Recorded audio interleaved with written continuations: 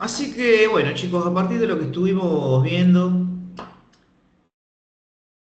hay como diversos escenarios, ¿no? Ante enfrentar un caso civil.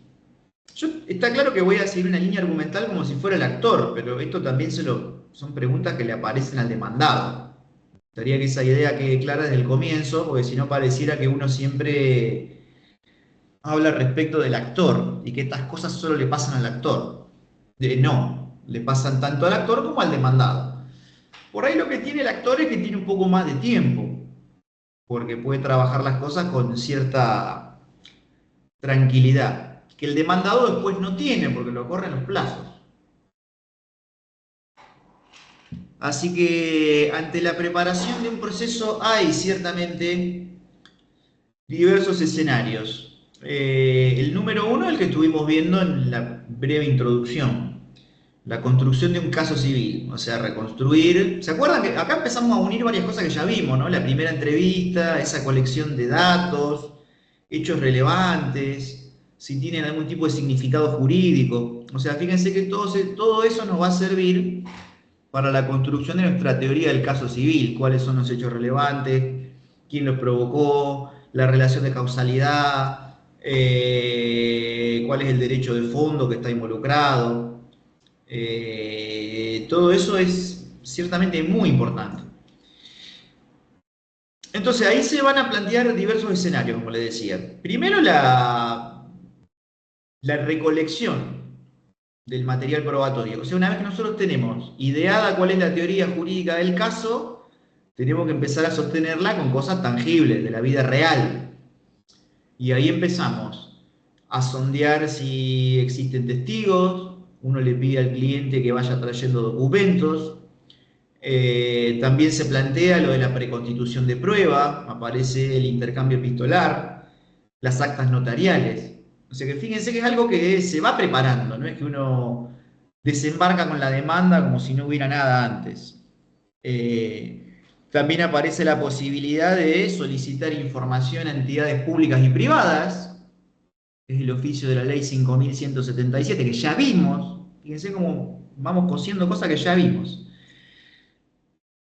También nos preguntamos si existe la necesidad de solicitar una diligencia preliminar preparatoria. Un poquito de esto ya insinuamos la clase pasada.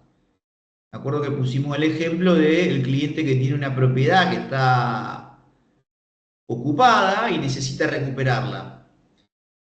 Lo que tenemos que dar el diagnóstico y la solución somos nosotros. El cliente lo único que sabe es que quiere recuperar una propiedad. Y todo lo que no le dieron bola al profesor de Derechos Reales, deberían empezar a darle bola al profesor de Derecho Procesal. Porque ahí es donde se van a poner arriba de la mesa los interdictos, las acciones posesorias, el desalojo y después las acciones reales, como por ejemplo la reivindicación. Y hasta podemos cruzar un puente y llegar al proceso penal, con la usurpación penal. Entonces la propiedad tiene todo un abanico de herramientas de tutela. Ahora la tiene que poner ustedes, no vaya a ser que piensen que la tiene que poner el cliente. Ahora para eso muchas veces voy a necesitar algún tipo de diligencia preliminar para saber a título de qué el ocupante está dentro del inmueble. Pero eso lo vamos a ver en la clase que viene. También podría surgir dentro de todas esas preguntas la necesidad de una prueba del tipo anticipado. Yo también lo insinuamos la clase pasada, les di el ejemplo de la pericial. A veces las personas necesitan arreglar rápidamente un vehículo, piden una pericial anticipada, va el perito, hace el dictamen, el vehículo se repara y uno prepara el juicio ya con cierta tranquilidad y con prueba preconstituida, antes de iniciar el juicio civil. Lo mismo puede pasar con, no sé, reconocimiento de lugares. Yo también hablé que esto es poco habitual, ¿no? Las medidas de prueba anticipada. Los juzgados lamentablemente tienen un criterio bastante restrictivo. Pero bueno, quizás de a poco se vaya aflojando. Eh, También, como vimos la clase pasada, puede surgir la necesidad de solicitar un beneficio para litigar sin gastos que exima a nuestro cliente del pago de gastos y del concepto de costas. Y finalmente, otra pregunta bomba que se hacen abogados y abogadas, creo que es la más complicada antes, tiene que ver con la protección cautelar. ¿Sí? Esto les va a pasar, por eso yo eh, tenía ganas de hacer esta clase, que a veces hay años que no la hacemos, porque no nos da el tiempo para tocar todo. Este año creo que venimos bastante bien y podemos tomarnos un tiempo para detenernos en esto. Es una pregunta que ustedes se van a hacer. Tengo este caso, voy a iniciar una demanda, tengo casi todo. ¿Será la oportunidad de pedir algún tipo de protección cautelar para nuestro cliente o clienta?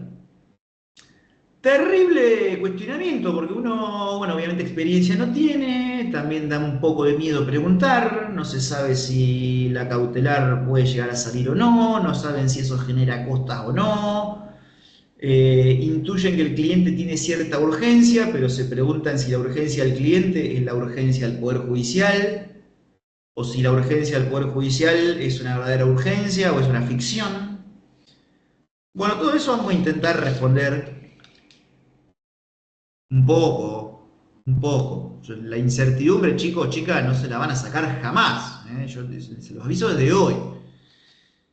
Probablemente ustedes ya lo sepan, pero la incertidumbre nunca llega a niveles de 0%. Uno puede tener algunas cosas un poco más claras, otras no tanto, pero la verdad que estas son preguntas que uno se hace siempre, básicamente. Así que bueno, llegados a este punto, llegados a este punto, ¿cuál es el problema? O sea, el problema que se le presenta al litigante es la existencia o no de un derecho vulnerado que requiere una protección que no puede esperar. Diría que el problema esencial o la pregunta filosófica central que está dando vueltas es esa.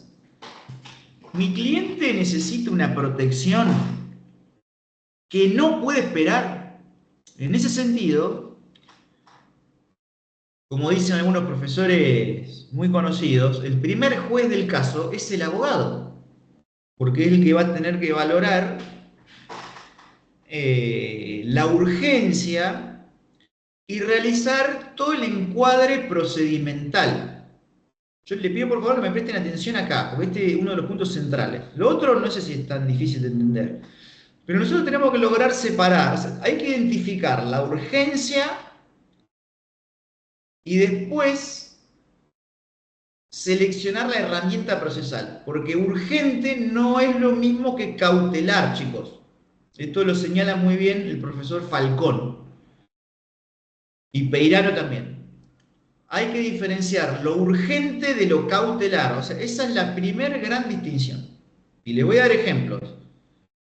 El amparo es un proceso urgente, pero no es un proceso cautelar. Puede tener una cautelar, pero es un proceso de conocimiento. No es un proceso, ustedes ya lo vieron esto, clasificación de los procesos. Conocimiento, ejecución, cautelar. El amparo no es un proceso cautelar, es un proceso de conocimiento, sumarísimo. Puede tener una cautelar o no, pero no son lo mismo. El habeas corpus es un proceso urgente, es penal, pero no es un proceso cautelar. La acción preventiva de daños del Código Civil es un proceso de conocimiento, no es un proceso cautelar.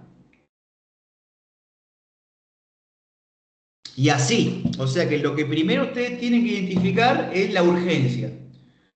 Una vez que identifican la urgencia, pueden empezar a pensar herramientas de tipo procesal para darle una mano al cliente, ¿no? Obviamente.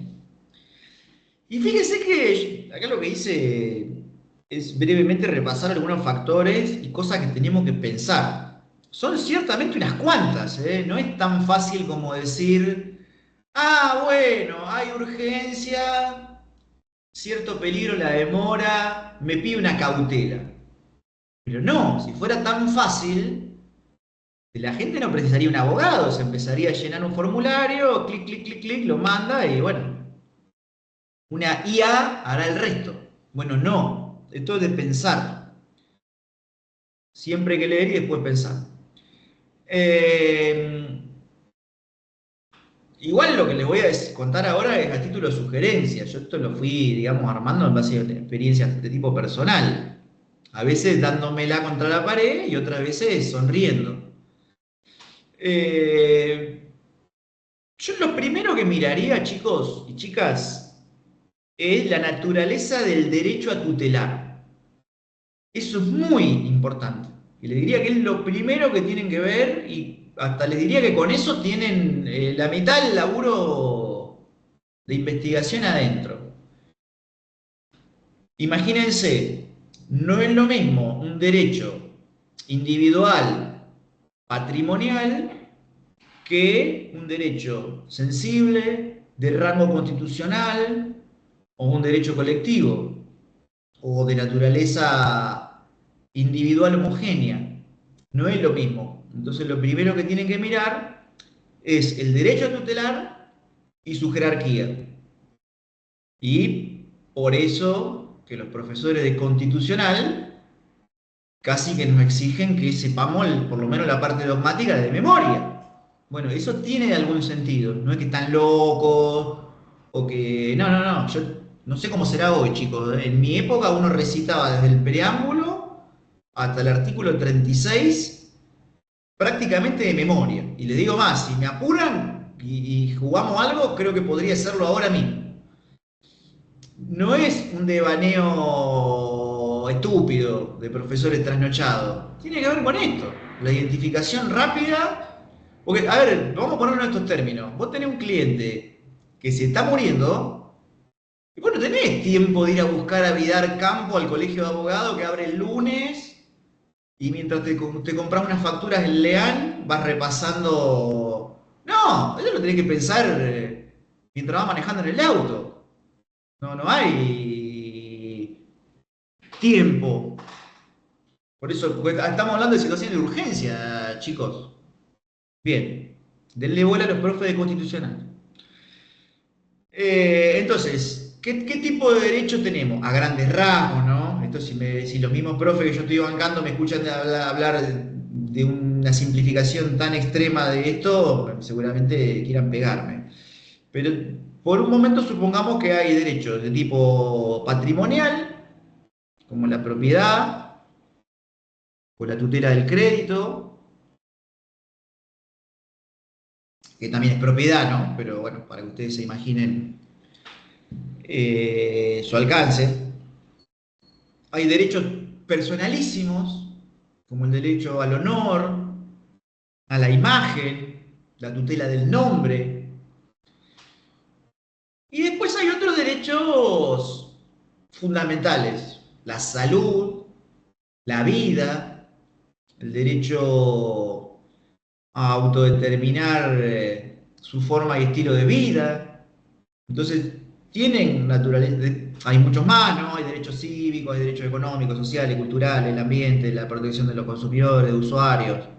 Si ven esto, profe de constitucional, no me golpeen, yo ya sé que existen, pero necesito que ustedes se lleven una impresión rápida de la diferencia. No es lo mismo la tutela de un auto que la tutela de la vida o de la salud, y tampoco es lo mismo que la tutela del honor. Bien, otro factor determinante es el carácter del sujeto.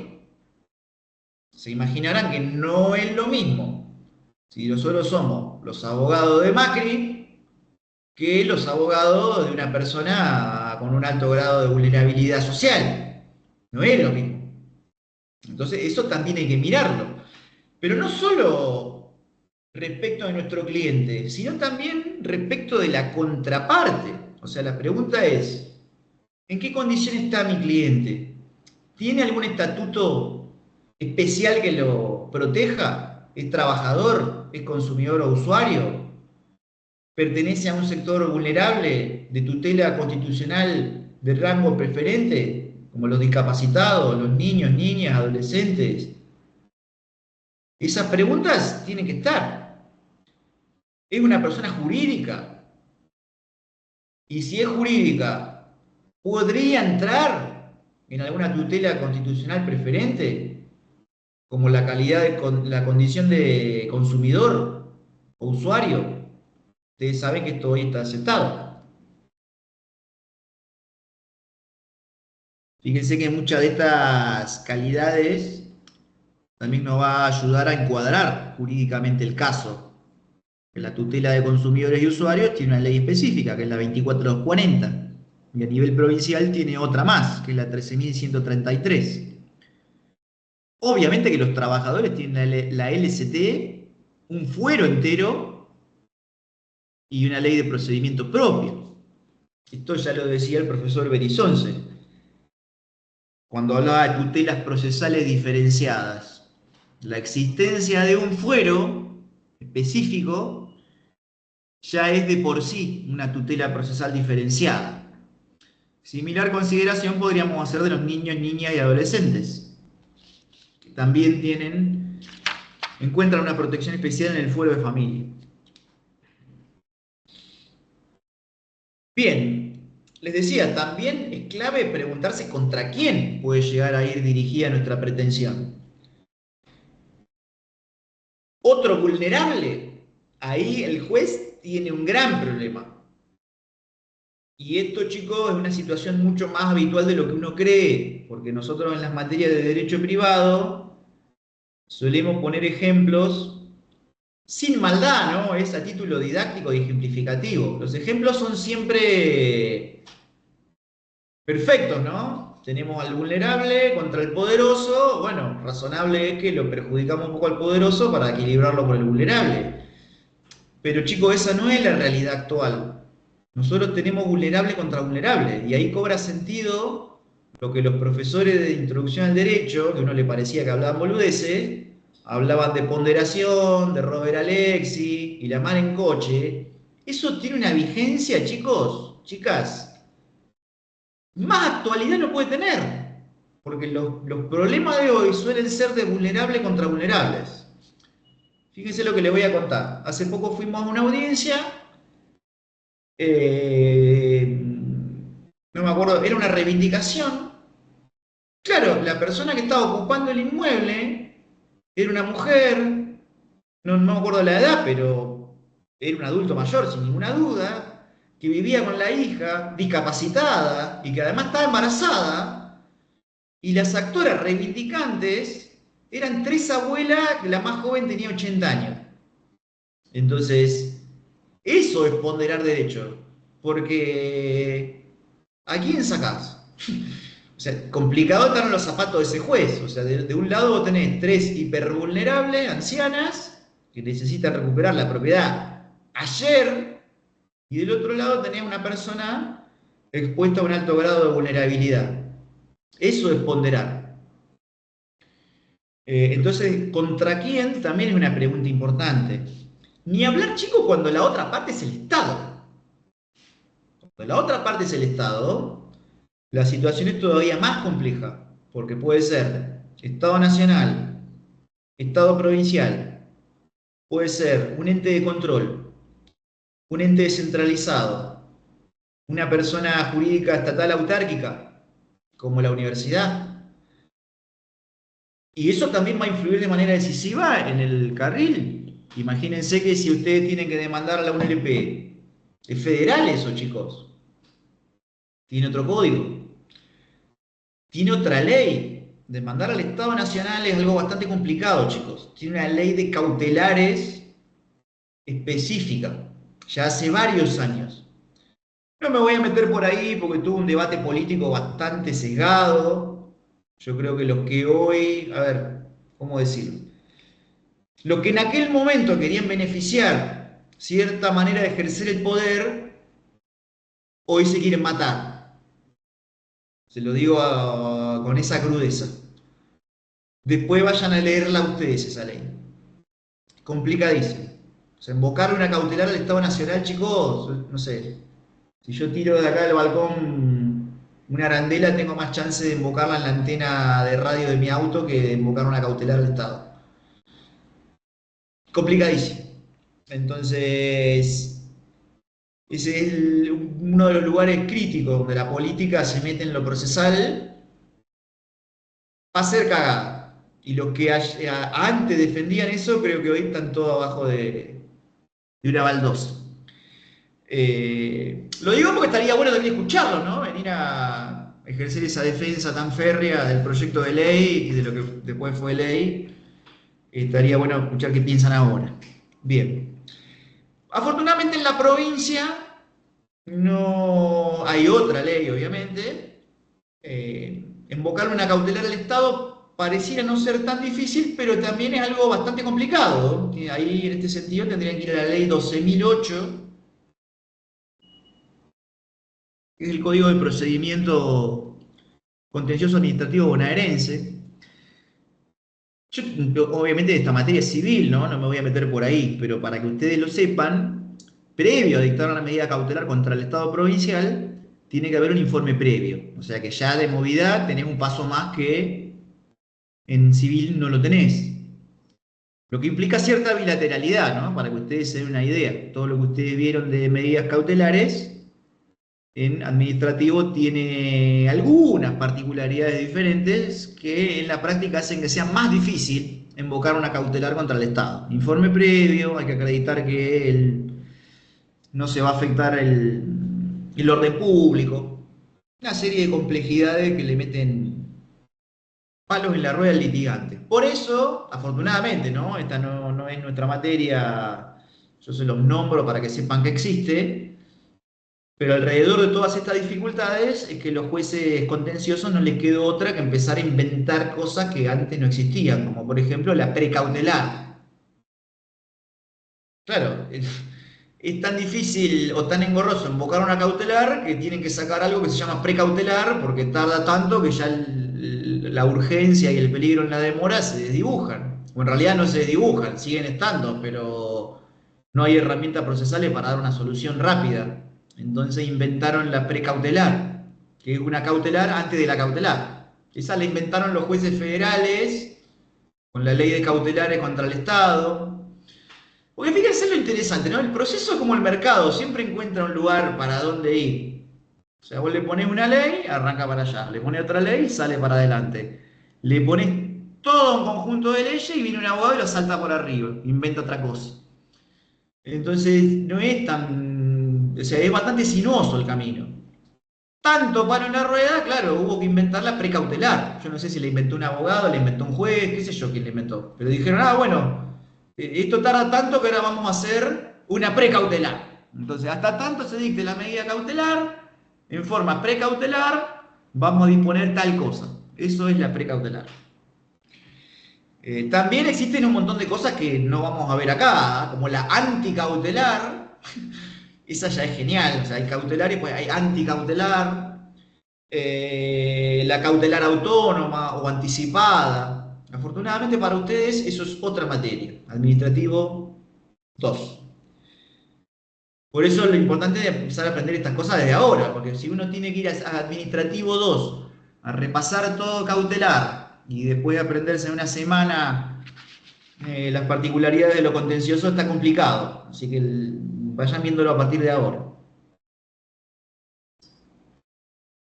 Me imagino al profe de contencioso diciendo algo parecido a lo que dije yo, pero hay que darle bola a los profes de procesal, debe decir un profe de administrativo 2. Sí, ustedes se ríen, pero ya lo van a padecer. Entonces, el sujeto contra quién es algo muy importante. Una vez que más o menos tenemos identificado todo ese arco de preguntas bastante complejas, empieza otra que es todavía más compleja, que es elegir el carril procesal idóneo. Y yo diría que esta es la elección desde el punto de vista técnico más complicada. Más complicada. Porque ahí yo me tengo que preguntar, Voy a ir por un proceso, o sea, lo primero es si mi proceso va a ser de conocimiento. Yo sé que esto parece algo casi, no sé, inocente, pero una primera pregunta es, ¿mi proceso va a ser de conocimiento? Porque podría ser un proceso de ejecución también. O va a ser meramente cautelar y después vemos. ¿Se acuerdan que las cautelares pueden pedirse antes del juicio de conocimiento o de ejecución, ¿no? O sea que la primera pregunta tendría que ir por ahí. ¿Mi juicio va a ser de conocimiento o es un juicio de ejecución? Bueno, primera pregunta.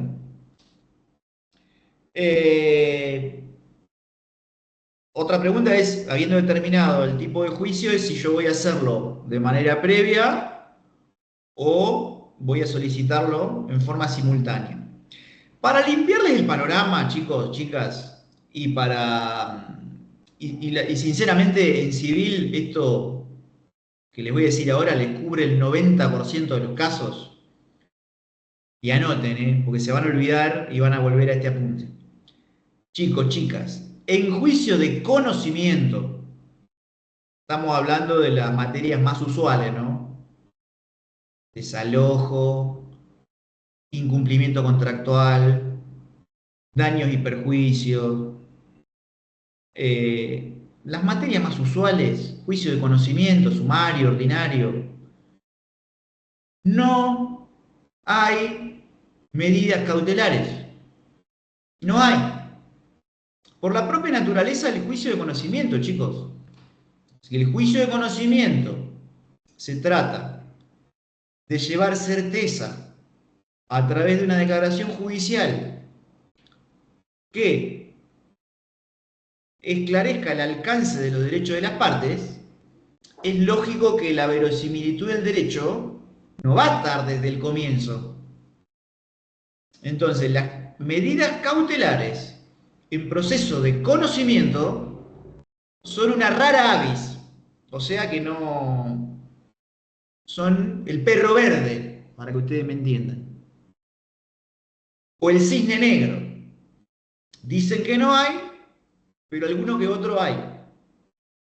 Ahora, si alguien lo vio, yo no lo conozco. De hecho, en juicio de conocimiento, chicos, chicas, yo vi una sola vez en la vida una medida cautelar, que no fue concedida para mí, sino para un colega que me la vino a contar. Me dice, vos tenés que enseñar esto en la facultad porque nunca he visto.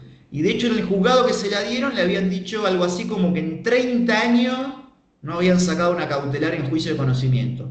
Rápidamente el caso fue así.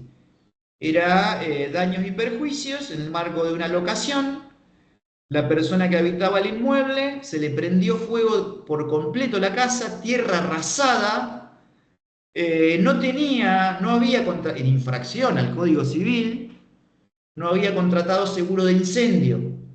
Entonces la cautela que pidió mi amigo fue un embargo contra los garantes, mientras se sustanciaba el juicio. Era de tanta gravedad que se la dieron. Bueno, nunca visto. Es más, yo cuando me vino a preguntar, le dije, no puede ser. Bueno, sí.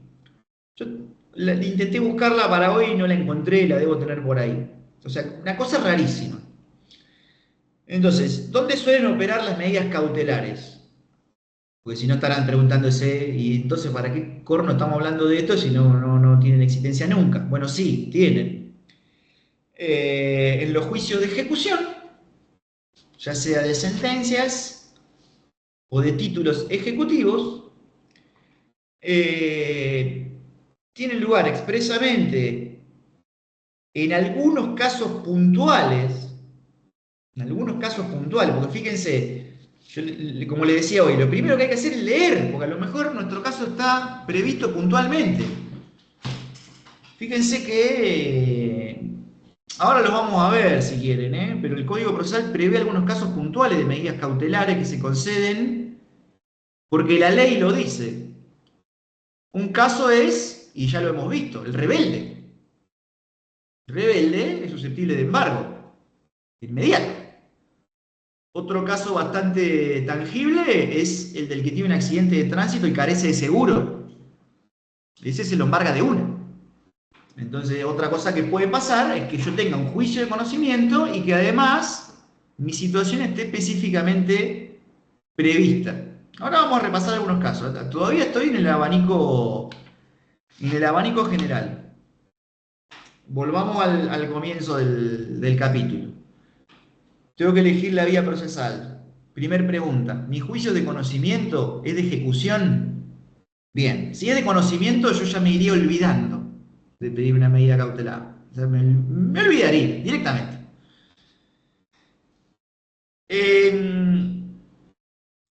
Ahora bien, hay otras herramientas que pueden surgir, porque yo ahí tengo que ir combinando lo que ya vi antes, ¿no? El sujeto, el tipo de derecho, porque podría ser que yo necesite una acción preventiva de daños, la del Código Civil, o algún interdicto. Son acciones de protección, o sea, no tienen nada que ver, pero lo que tienen en común, si yo tuviera que englobar algunos interdictos y a la acción preventiva de daños y a la acción de daño temido y todas esas, es que está dando vuelta a la prevención. Esto lo han visto en derecho civil obligaciones, ¿no? La prevención del daño. Su costado procesal es bueno, además de todas esas acciones especiales, la acción preventiva de daños. Fíjense, chicos, que la acción preventiva de daños es otro ejemplo de proceso urgente que no es cautelar, porque es de conocimiento. ¿Me siguen, no? O sea, es un juicio de conocimiento, no es cautelar, pero puede traer un pedido cautelar, ¿no? Repito, porque sé que a esta altura y siendo un sábado al mediodía es complicado. Tenemos que discernir lo urgente de lo cautelar. La acción preventiva de daños es un proceso urgente. Puede tener una medida cautelar, pero también puede no tenerla. Podría pasar tranquilamente. ¿Cuál es el objeto de la acción preventiva de daños? Lo dice su propio nombre. Prevenir un resultado dañoso que es inminente o que es verosímil que vaya a ocurrir en un plazo más o menos breve de tiempo. Tiene algunos condimentos más, se supone que ustedes lo vieron en obligaciones, ¿no? Tiene que provenir de un acto ilícito o de antijurídico. Eso ya es un poco más complejo, pero digamos que su idea es prevenir un daño que va a acaecer. Ahora, los abogados y abogadas, usualmente a esa pretensión preventiva, solemos también agregarle una pretensión cautelar, como podría ser una medida de no innovar. O sea, hasta tanto se resuelva el fondo, solicito que cautelarmente decrete no innovar respecto de tal situación. Pero son dos cosas completamente diferentes, repito. El objeto de la acción preventiva de daños es impedir que un daño que es inminente ocurra o bien cesar un estado de cosa dañoso. Y ahí la cautelar podría ser una innovativa.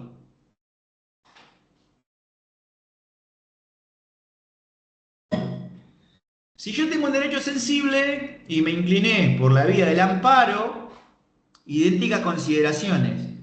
El amparo no es estrictamente civil, es una materia horizontal, lo mismo que la acción preventiva de daños. Eh, Tiene una ley propia, es un proceso urgente que también puede contener un pedimento de tipo cautelar. En general son solicitudes cautelares de las que se llaman materiales, porque eso tiene que ver con medidas innovativas o medidas de no innovar, según donde esté el estado del peligro. ¿Se acuerdan de esto? Breve paréntesis. ¿Se acuerdan de la división entre medidas cautelares materiales y tradicionales? No le voy a pedir que me lo expliquen, nada más alguien que diga algo. O sea, ¿se acuerdan? ¿Les resulta familiar? Si yo digo cautelares clásicas y cautelares materiales, ustedes entienden lo que quiero decir. Esa es la pregunta. Si no, lo repasamos brevemente.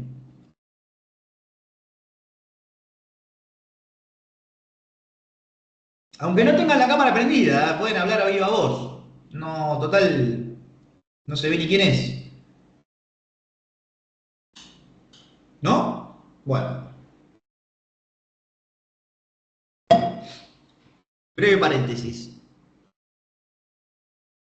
Según su naturaleza, nosotros podríamos tener dos tipos de medida cautelar. Hay más clasificaciones, ¿eh? Yo estoy simplificando el tema para que se entienda. Eh, pero digamos que a grandes rasgos podemos dividir en dos tipos, o en dos grandes tipos de medida cautelar. Las cautelares tradicionales, clásicas, que son las que tiene reglamentada nuestro Código Procesal. Embargo, inhibición general de bienes, intervención, las que ustedes ya conocen. ¿Por qué le decimos tradicionales? Porque son las que vienen de los códigos más viejos y de los libros de texto clásicos. Y tradicionalmente toda la doctrina cautelar se construyó alrededor de ese tipo de medidas. Y el corolario de eso, de la doctrina clásica, es que la cautelar no puede coincidir con el objeto de la pretensión. Ese es el corolario de la doctrina clásica. O sea, yo no podría solicitar lo mismo en la cautelar que como pretensión de fondo. O sea, si yo pido que a mí me devuelvan un auto, no podría pedir que cautelarmente me den el auto. Bueno, la creciente complejidad de la sociedad ha hecho que esa teoría clásica se fuera desdibujando, porque la realidad a veces supera los moldes teóricos y dogmáticos. Y, y bueno, se empieza a crear toda una evolución doctrinal respecto de los anticipos de tutela. Porque si a mí me dan antes lo que pido como de fondo, eso es un anticipo de tutela, chicos. Fíjense que ahí yo no les quiero quemar el coco, pero eso tampoco es cautelar. El adelanto de tutela no es una medida cautelar. Yo sé que acá introduzco cada vez más ruido, probablemente lo único que haga es generarles cada vez más confusión, pero a partir de ciertas cosas que ustedes pueden tener claro como idea, van a poder leer, investigar y que alguna vez les quede un poco más claro. Porque yo les confieso, chicos, esto uno sigue estudiando y tratando de poner, y he cambiado de opinión varias veces. Yo cuando me recibí al principio abrazaba la teoría clásica, al punto tal, decía que las cautelares materiales no eran cautelares, directamente. Después me fui convenciendo a partir de la lectura de algunos textos. Pero brevemente, el adelanto de tutela no es cautelar. O sí, qué sé yo, no sé, les dejo a ustedes que opinen lo que quieran, pero digamos, pareciera que no es cautelar. Por lo menos en esos términos. Les voy a dar un ejemplo que a lo mejor a ustedes les cierra, que no es civil, pero que es bastante gráfico. Proceso de familia, ¿no? Si bien tiene una regulación parcialmente diferente, tiene algunas cosas que nos pueden servir. Alimentos. Pretensión de alimentos. ¿Cuál sería? Que el requerido le pague una suma dineraria al reclamante en concepto de cuota alimentaria. Esa es la pretensión de fondo. El juicio sumario es de conocimiento. Todo bien. Usualmente, y les diría chicos que hasta sin pedirlo, el juez o jueza concede lo que se llaman alimentos provisorios. Desde el mismo momento que empieza el juicio. Y antes, ¿no? De la etapa previa. Y ustedes dirán, y bueno, ¿y qué es esto? ¿Es cautelar? ¿No es cautelar? ¿Es... ¿Qué es? Bueno, eso es un adelanto de tutela. O sea, la naturaleza sensible de los derechos en juego, sumado al carácter vulnerable del sujeto, hacen que exista un adelanto de tutela. Entonces, parte de lo que vos estás pidiendo, nosotros te lo vamos a dar ahora. Eso es tutela anticipada. Pero no es cautelar. Porque la cautelar sería un embargo sobre, no sé, un salario que tome parte de ese ingreso para cubrir la cuota alimentaria. Entonces, fíjense que puede convivir todo, ¿no? O sea, yo tengo una pretensión de fondo que va a seguir el camino de la etapa previa y del juicio de conocimiento, tengo un adelanto de tutela, que son los alimentos provisorios, y puedo tener una medida cautelar ante el incumplimiento de embargo sobre una cuota, sobre un salario que vaya haciendo que esos alimentos provisorios se cubran. Entonces, también están dando vuelta los adelantos de tutela. Ahora, toda esa doctrina, la evolución, llevó a que modernamente se acepten lo que se llaman cautelares materiales, que introducen algún tipo de innovación sobre la realidad, a veces adelantando tutela total o parcialmente. Y ahí tenemos la medida de no innovar, que la tenemos en el código, y también está la medida innovativa, que no es la contracara de la medida de no innovar, como dicen algunos autores. No, es una medida cautelar innominada, que el juez la puede construir, modelar, según las características específicas de cada caso. Karen, te escucho. Sí, te quería preguntar, porque me perdí, perdón, pero cuando hablaste de los dos tipos o los grandes grupos de medidas cautelares, entonces son las clásicas, que es el embargo, inhibición general de bienes, y después están estas de cautelares materiales. Exacto. Ok, La medida innovativa y la medida de no innovar, en la medida que impliquen algún tipo de influencia sobre la realidad. Lo que es importante es que la medida de innovativa no es la contracara de la medida de no innovar, como sostienen algunos autores, sino que es una medida cautelar innominada, modelada por el juez según las circunstancias específicas de cada caso. ¿Se entiende? sí, sí, sí, gracias. Perfecto. Eso ustedes, si quieren leerlo, lo van a encontrar con mayor detalle en el fallo Sami, con especial atención en el voto del juez Roncoroni. Muy interesante. A mí, les digo la verdad, entre lo que leí de Lázari y el voto de Roncoroni me terminaron de convencer que ciertamente es así, sí. A título cautelar pueden brindarse anticipo de tutela que coincidan total o parcialmente con el objeto de la pretensión de fondo, cosa que los clásicos no aceptaban absolutamente para nada. Para nada. Si se levanta el Sina de la tumba, no sé, nos mete bala a todos. Anto.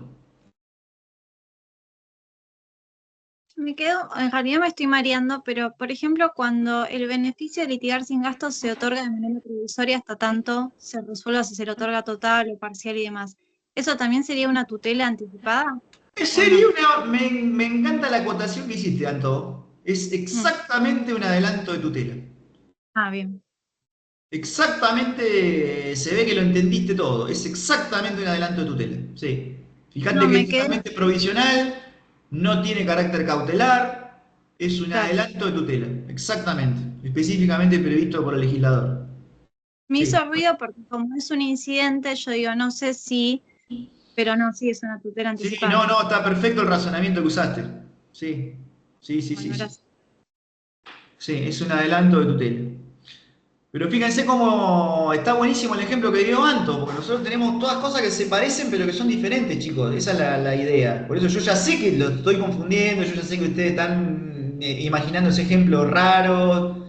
Nada más lo que pretendo hoy, sencillamente, es que ustedes tengan idea sólida dónde hacer pie para que ustedes después, el día de mañana, o mañana mismo, o hoy, puedan leer e intentar, según su propio razonamiento, encuadrar los casos y tratar de encasillarlos en situaciones que ustedes puedan hacer que gestionen el caso con cierta idoneidad. Esa es la idea. Yo no les pido ni que ustedes abracen la teoría de Carla Calamandrei, ni la mía, ni la de Lázari. La idea de hoy, de una clase de práctica, porque yo sé que ustedes estarán diciendo, me habla cosas que parecen teóricas mezclado con práctica. Esto es esencialmente práctico. Mi idea de hoy es que ustedes logren, a partir de ideas que están nítidas, por lo menos en la doctrina y en la jurisprudencia, hacer pie en algo tangible para el día de mañana poder encuadrar un caso sobre una base sólida. Y que no pasen un papelón, básicamente, porque si uno va a pedir cualquier cosa a través de cualquier herramienta, te dicen, no, bueno, vaya por la vía procesal que corresponda, y uno no sabe ni lo que quiere decir, y encima se lo tiene que explicar al cliente y cobrarle otra vez, un desastre. Ahora, cuando nosotros tenemos donde hacer un poquito de pie, ya ahí uno puede empezar a construir sobre bases un poquito más sólidas. Entonces, recapitulando, primer pregunta o primer subpregunta, ¿mi proceso es de conocimiento? ¿Es de ejecución? ¿Podría yo utilizar un proceso urgente? Dependiendo del tipo de pretensión, porque está claro que si mi pretensión es resarcitoria, con el amparo estoy complicado. Y con la acción preventiva también, porque su objeto no es reparar. En un caso es prevenir, en otro caso es hacer cesar una situación que altera, restringe, amenaza, todo lo que ustedes ya saben. Entonces, la pregunta es básica, ¿yo voy por plata o voy por otra cosa un poco más sensible? Bueno,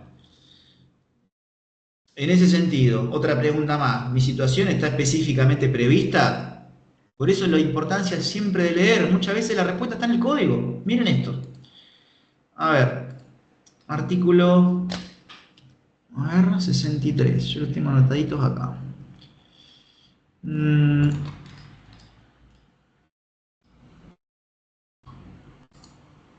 de la rebeldía. Desde el momento en que un litigante haya sido declarado en rebeldía, podrán decretarse, si la otra parte lo pidiere, las medidas precautorias necesarias para asegurar el objeto del juicio o el pago de las costas si el rebelde fuera el actor. Bien, artículo 209. Para pedir el embargo preventivo, el acreedor de deuda en dinero o en especie que se hallara en alguna de las condiciones siguientes, y ahí empieza los casos específicos. Por eso hay que mirar, capaz que están acá. Que el deudor no tenga domicilio en la República. Que la existencia del crédito esté demostrada con instrumento público o privado atribuido al deudor abonada a la firma por información sumaria de dos testigos. Que fundándose la acción en un contrato bilateral se justifique su existencia en la misma forma del inciso anterior, debiendo en este caso probarse además sumariamente el cumplimiento del contrato por parte del actor. Que la deuda esté justificada por libro de comercio llevado en debida forma, en los casos que esto pueda servir de prueba. Estando sujeta la deuda a condición o a plazo, que el actor acredite sumariamente que su deudor trata de enajenar, ocultar o transportar sus bienes, siempre que justifique del mismo modo que por cualquier causa disminuya notablemente la responsabilidad de su deudor. Y acá, chicos, chicas, yo no leo esto en forma casual, seguramente algo les hace ruido, todo esto de sumariamente, información sumaria, porque acá hay como una suerte de truco que los abogados y abogadas usan poco, que son las informaciones sumarias del artículo 197. A ver, vamos a compartirles pantalla. Se usa poco esto, yo les confieso que tampoco lo uso mucho. Es una cosa bastante audaz, es algo audaz.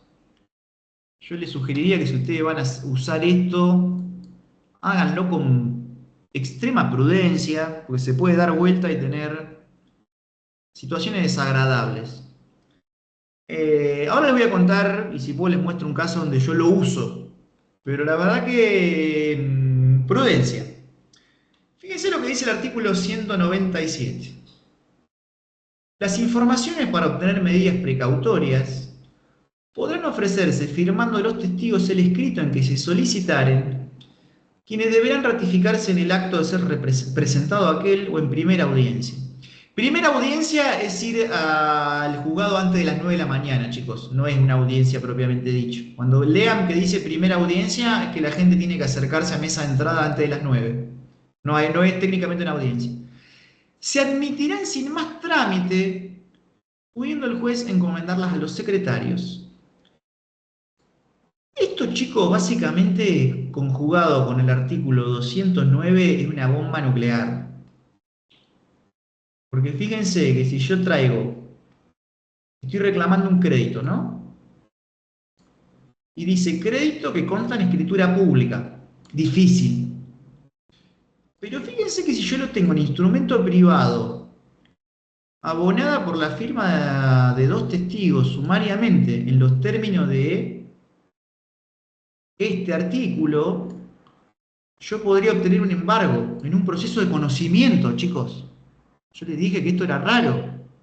Bueno, yo podría obtenerlo conjugando estos dos artículos, el 209 y el 197. Mucha prudencia con esto, porque esto podría implicar básicamente que uno va, pide cualquier cosa, y si consigue dos testigos que lo firmen, tengo un embargo adentro. Mucha prudencia.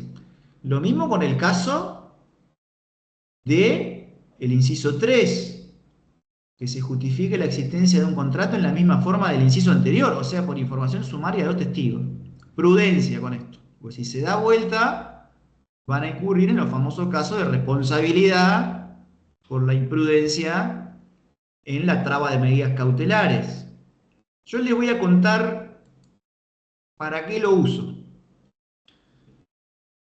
En los procesos de familia, cuando hay que pedir alimentos por un niño que todavía no nació, se habrán dado cuenta que el Código Civil habla de que dice algo así como que acreditando sumariamente que las personas convivieron al tiempo presunto de la concepción, estaría todo dado para pedir los alimentos provisorios. Entonces, ese es un caso donde yo lo uso. Les voy a mostrar, a ver, fíjense, esto lo mostré un poco el otro día cuando hablamos de beneficio, pero tenemos acá, a ver, esto concretamente, acá está. Esto se haría así, miren. Esta es la información sumaria del 197. Esperen que acá compartir un Word está complicado. Esperen,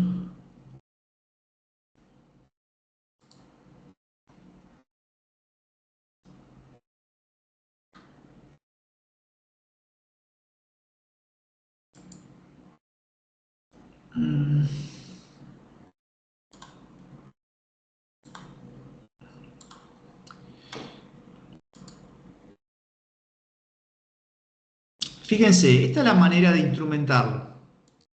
Prudencia si lo van a hacer en un juicio civil, chicos. Por favor, les pido. Es un acta. Esto se hace en el estudio. No, esto es totalmente privado. Entonces se consigna la hora, la fecha, la identidad de la persona que va a comparecer. Ven que dice, quien presta declaración testimonial a tenor del 197, conforme al interrogatorio que a continuación se expresa. ¿Convivían la señorita Fernández y el señor Gaspar al tiempo de ser concebido Jeremías? Sí. De hecho, empezaron a convivir un tiempo antes de que la señora Melanie quedara embarazada. Y así, yo no voy a leer todo, porque además de familia, si bien no hay datos comprometedores, tampoco quiero hacer mucha bandera. Nada más para que ustedes se imaginen cómo es. Es simplemente un acta. Esto se firma y se acompaña. Llevado al plano civil, yo podría hacer exactamente lo mismo, preguntarle si sabe o le consta que hay un contrato, si sabe o le consta la cláusula que tenía, con prudencia, porque ya imagínense, ¿no? Llevar un testigo a decir que sabe que existe un contrato y que le constan las cláusulas es medio raro, ¿no? Entonces, prudencia si lo van a usar, pero se instrumentaría de esa manera. Y así podemos seguir con los ejemplos, chicos. Están, por ejemplo, las comprendidas por el artículo 210.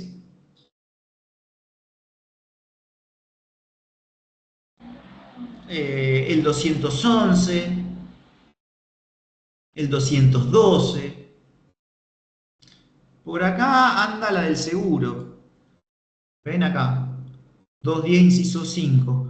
La persona que haya de demandar por daños y perjuicios ocasionados por accidente de tránsito cuando el vehículo involucrado carezca de cobertura de seguro contra terceros, sean transportados o no, se acreditará en la verosimilitud del derecho y el peligro en la demora.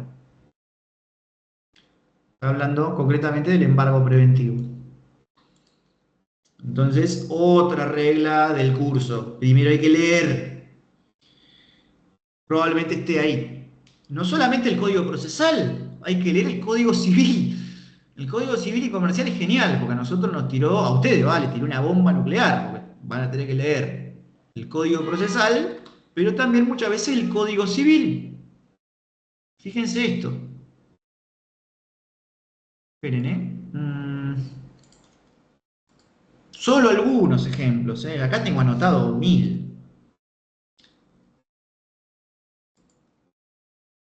El 10, el 11, a ver, ya me olvidé hasta lo que dicen, ¿eh?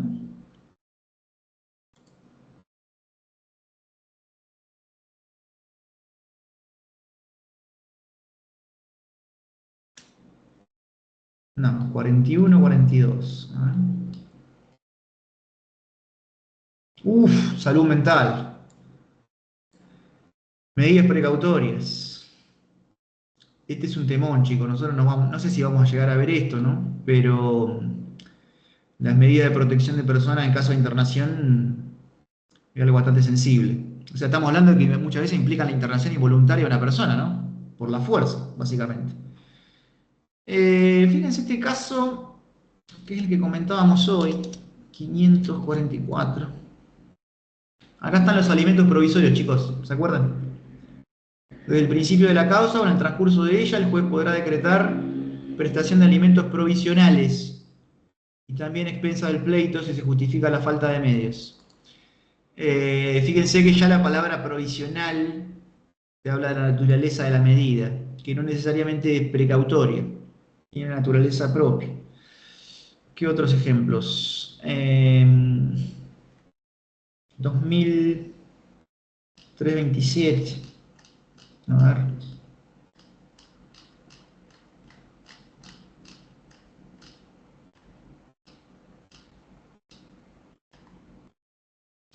Medidas urgentes. Aún antes de la apertura del proceso sucesorio, a pedido de un coheredero, el juez puede ordenar todas las medidas urgentes que requiere el interés común, entre ellas autorizar el ejercicio derivado de títulos, valores, acciones o cuotas societarias, la percepción de fondos indivisos, el otorgamiento de actos para los cuales es necesario el consentimiento de los demás sucesores, y la negativa de estos pone en peligro el interés común. Son las famosas cautelares en el marco del juicio sucesorio.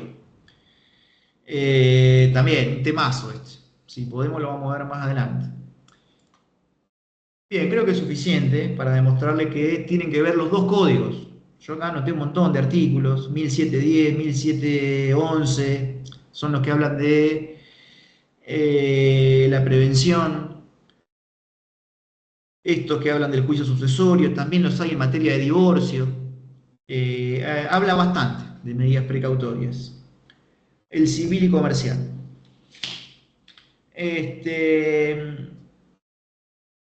Bien, ¿cómo venimos hasta acá? Preguntas, consultas. Veamos algunos ejemplos ya para ir cerrando. Yo acá seleccioné algunos. Les voy a compartir pantalla nuevamente.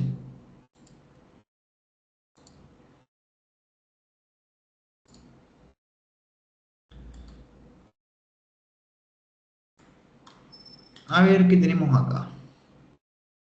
Bueno, esta es una ejecución de honorarios. ¿Se acuerdan que sobre el comienzo planteamos algunas pautas orientadoras? Pregunta número 1.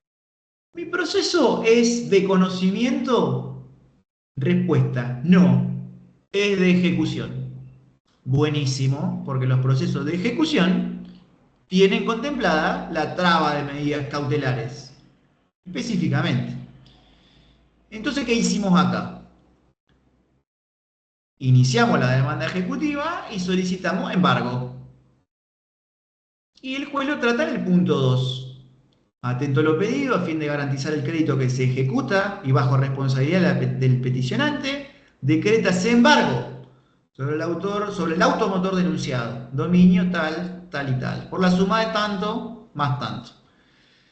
Fíjense, chicos, y acá ustedes tendrán el ojo de águila a esta altura. ¿Se acuerdan que hablamos de medidas cautelares? Y yo les dije, guarda, porque algunas tienen forma de interlocutoria y otras no, según el tipo de medida. Bueno, qué será? ¿Interlocutoria? ¿Providencia simple? ¿Una mezcla? ¿Qué les parece? Rápidamente y de cara al parcial. ¿Qué será eso?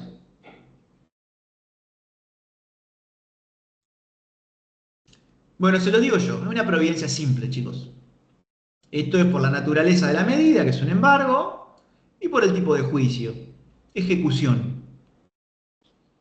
O sea, está claro que un juicio de ejecución no es de conocimiento, ¿no? Tiene todas las características que ustedes ya vieron con Rafael. Es abstracto, defensa limitada, imposibilidad de debate amplio sobre la causa, prueba limitada, todo limitado. Sigamos. Acá la cosa cambia, chicos. No voy a mover el cursor porque es una causa de familia. O si lo muevo más para esconder que para mostrar. ¿Qué les parece que será esto según la estructura que ya están viendo acá?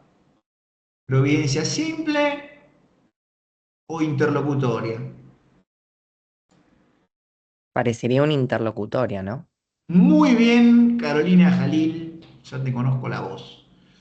Ya te la conocía de antes, pero identifico rápidamente que eres tú. Exacto. Esto es una sentencia o resolución interlocutoria. Porque fíjense que da antecedentes, fundamentos y finalmente tiene una resolución al final. Bien, ¿qué onda con esto? Es una medida de protección de personas en el marco de un proceso de violencia familiar. Y lo que concede es un perímetro de exclusión. Acá volvemos al debate originario. ¿Qué será esto? ¿Su naturaleza es cautelar? ¿Su naturaleza es autosatisfactiva? ¿Su naturaleza es precautor? Miren, yo la verdad que no sé, lo he pensado varias veces. La ley específica habla de medidas cautelares, de protección de personas. El código también va por ese lado. Los jueces se refieren a medidas cautelares. Fíjense, a ver, acá está. A fin de proveer las medidas cautelares peticionadas, dice. Este tema yo fíjense acá lo hice de vuelta. Decretar cautelarmente tal cosa, el perímetro de exclusión. Para mí, chicos, este tipo de medida se parece mucho a la medida autosatisfactiva. Porque acá obviamente no hay bilateralidad, o sea, aporta un alto componente de autosatisfacción. Fíjense, no hay bilateralidad, prácticamente no hay prueba, o sea, es una parte que dice, mira, yo quiero que vos no te me acerques y el juez se lo da, o sea, no, tiene un alto grado de medida autosatisfactiva.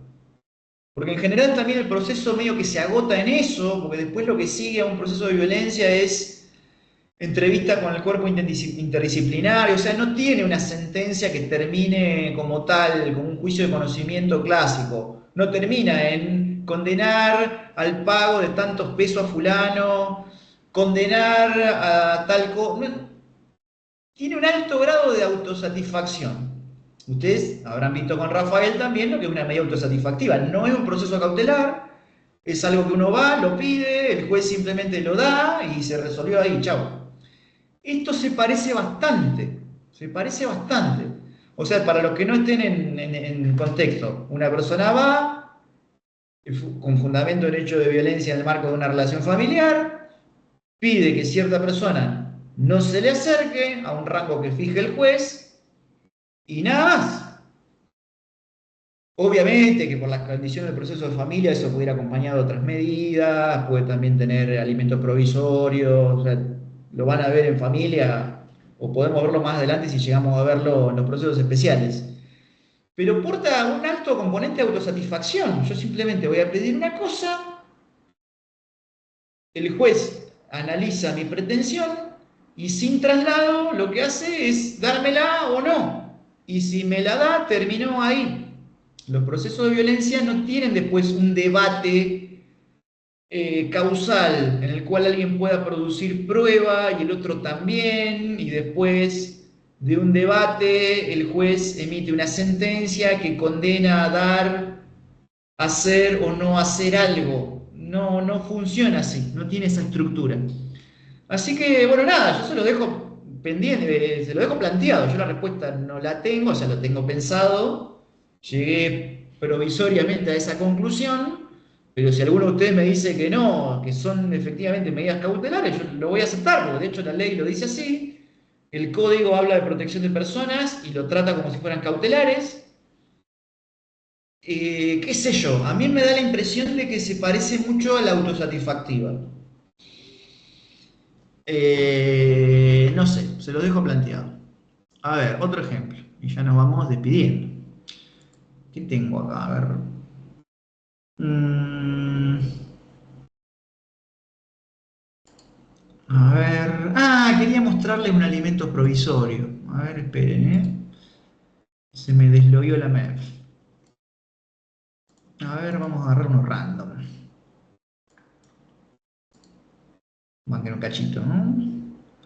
A ver esto.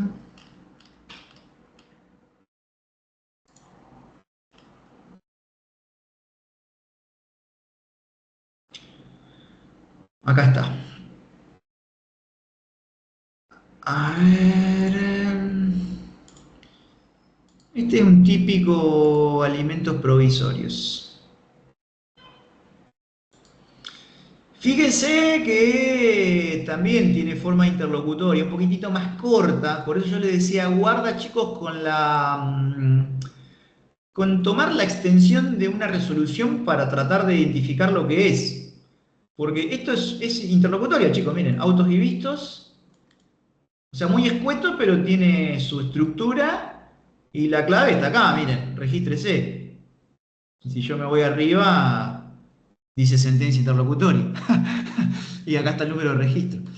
Pero bueno, resuelvo. Fijar en concepto de cuota de alimentos provisoria en favor de Yamil, el equivalente al 15% del ingreso que por todo concepto percibe el alimentante. Típico despacho de alimentos provisorios. Fíjense que está la cita del 544 que leímos recién. Y los concordantes en materia de alimentos del Código Procesal. Bien. Y para cerrar ya el último, y con esto les dinamito el cerebro y se van a ir a estudiar procesal directo, tenemos una medida autosatisfactiva, que ya es el límite de lo cautelar, se pasa al otro lado. Esto no es cautelar, yo acá no tengo absolutamente ninguna duda de que esto no es cautelar, es un proceso autónomo, se resuelve en un solo despacho y terminó el juicio ahí. Fíjense esto que les voy a compartir ahora. Primero les voy a dar un poquito de contexto. ¿Qué es lo que se nos planteó una vuelta en el estudio? Vino una familia con un chico adolescente a plantear que, si bien él jugaba al fútbol en el club Quilmes, tenía la intención de cambiarse de club porque, bueno, no jugaba, el técnico no le daba mucha bola, no lo tenía en cuenta. Entonces había conseguido para irse a un club cercano ahí de Varela, Defensa y Justicia, el famoso Halcón de Varela. Y no lo dejaban cambiarse. El presidente de Quilmes tenía una actitud bastante cerrada, decía, no, bueno, acá no se va nadie, y si quiere jugar que juegue, y si no, bueno, que haga banco. Entonces nos vienen a plantear esta situación, a ver qué podíamos hacer. Fíjense, ¿no? Haciendo todo este ejercicio que yo les propuse en estos minutos que duró nuestro encuentro, hicimos todo ese recorrido rápidamente, ¿no? Entonces, ¿es urgente o no? Y sí, porque el pibe tiene que jugar ya. El campeonato está en desarrollo, es ahora, digamos, ¿no? Naturaleza del derecho a tutelar. Y artículo 14 de la Constitución Nacional, ¿no? Vaya artículo, repásenlo. Ya a esta altura tendría que salir de memoria. El sujeto, tutela constitucional de grado preferente, hasta tiene un tratado específico. ¿Contra quién? Una persona jurídica, ciertamente más poderosa que un adolescente individual. Llegamos a los carriles procesales y ahí estaba el dilema. ¿Qué hacemos? Con mi socio vimos que este tipo de pretensiones tradicionalmente se encarrilaban a través del amparo, por la urgencia, por la naturaleza sensible del derecho en juego. A mí no me cerraba, porque el amparo te puede caer en cualquier fuero, contencioso, laboral, penal. Yo quería que lo trate un juez de familia. Entonces nos pusimos a mirar, ¿cómo vamos a hacer para encajarlo en familia? Qué complicado. ¿Hasta qué hicimos? Otra regla de oro del curso, leer. ¿Leer qué? Y empecemos por el código. Entonces nos dimos cuenta que cuando nuestro querido código procesal habla de las pretensiones del proceso de familia, tiene un montón de incisos, artículo 827. Los jueces de familia tendrán competencia exclusiva, con excepción de los casos previstos en los artículos tal y tal del Código Civil y le atribuía a los jueces de paz las siguientes materias. Inciso X. Ya me había cansado de leer, pero lo leí, ¿eh? Inciso X. Cualquier otra cuestión principal, conexa o accesoria referida al derecho de familia y del niño, con excepción de las relativas al derecho sucesorio. Dije, listo, es por acá. Fuero de familia, ya lo tenía. Bueno, ¿y qué hacemos? ¿Cuál es la vía procesal? Innominada, acción preventiva. Innominada sería una materia categorizada, un juicio sumario sin nombre, digamos.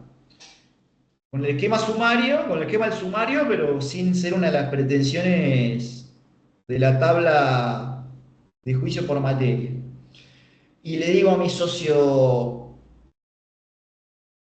ya está, esta es la chance para meter un autosatisfactivo. Mi socio me dijo, vos estás loco. Lo consulté con otros colegas, me dijeron, no, te van a sacar a los bolsazos. Olvídate, la vamos a plantear así. ¿Cómo será lo polémico de la situación? Que cuando esto era el tiempo del papel, lo fuimos a llevar a la Receptoría General de Quilmes, entramos con la planilla y ya tardaba mucho el empleado, ¿viste? En salir. Digo, la concha de la madre, acá alguna barrera para procesar vamos a encontrar. Dicho y hecho. Viene el empleado y dice, muchachos, suban que los va a atender la jefa de receptoría. Digo, la puta madre que le parió. Subimos al despacho de la flaca, tenía este código en la mano. Otro consejo, a lugares picantes uno siempre va con el código, es como la Biblia. Ya el gesto de tenerlo en la mano puede entrar como un predicador. Así que estuvimos ahí media hora convenciéndola de que era de familia y otro tanto convenciéndola de que la autosatisfactiva existe. Obviamente el chamullo del profe me sacó airoso, la convencí, entró. Y salió en un solo despacho, chicos. Salió bien. Y la medida decía algo como esto. Se la voy a contar, a ver. Se la voy a mostrar y con esto me despido. A ver, a ver, a ver.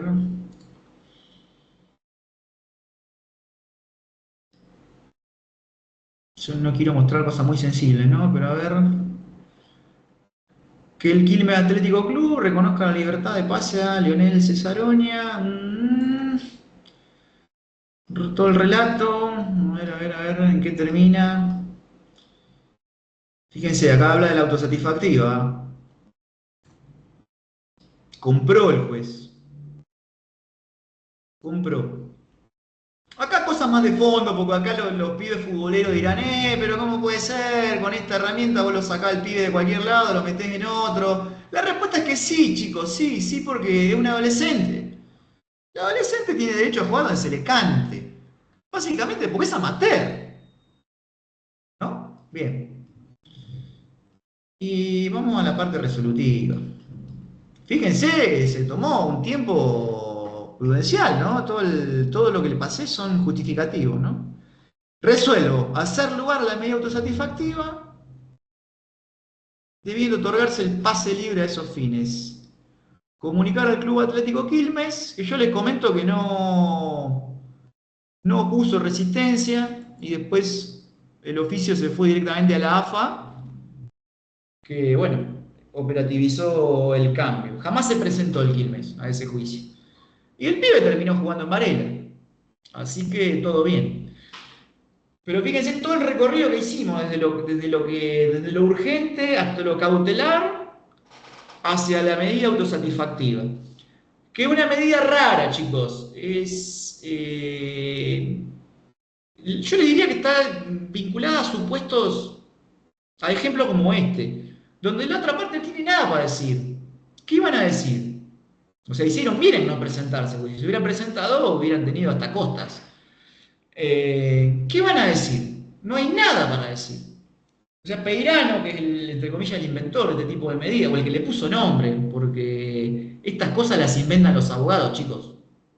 Son el famoso soldado desconocido de la jurisprudencia. Los jueces, entre comillas, lo inventan porque alguien lo pidió. Hasta Peirano lo dice, son medidas que son cuasi policiales, porque tienen que ser ejemplos de arbitrariedad extrema, donde la propia fuerza de las circunstancias hace que el juez en un solo despacho tenga que liberar ese derecho que viene maniatado. Bien, preguntas, consultas. Bueno, chicos, vamos a dejar acá. Es bastante por hoy. Y por favor, para el miércoles, que es nuestro último encuentro, anótense preguntas o charlamos de lo que quieran. Pero por favor háganlo, porque va a ser la última chance que vamos a tener para hacerlo. Ya el sábado que viene es el parcial y ahí no respondemos absolutamente nada. Van a ver nuestra máxima cara de lápida, que todavía no la conocen, pero bueno, la van a ver. Les mando un saludo grande, que pasen buen fin de, chicos. Nos vemos el miércoles. Gracias, buen fin de. Nos vemos.